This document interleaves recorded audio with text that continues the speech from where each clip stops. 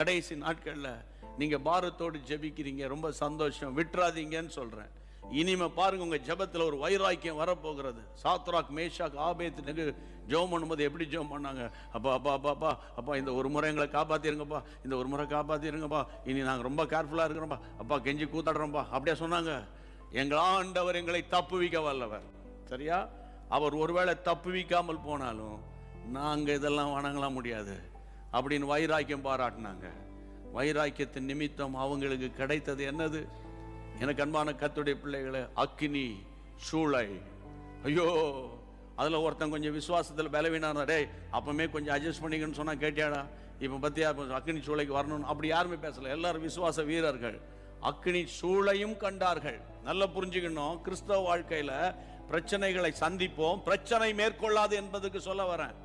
அக்கினி சூளைக்கே போயிட்டாங்கய்யா, ஆனால் அக்கினி அவர்களை மேற்கொள்ளல.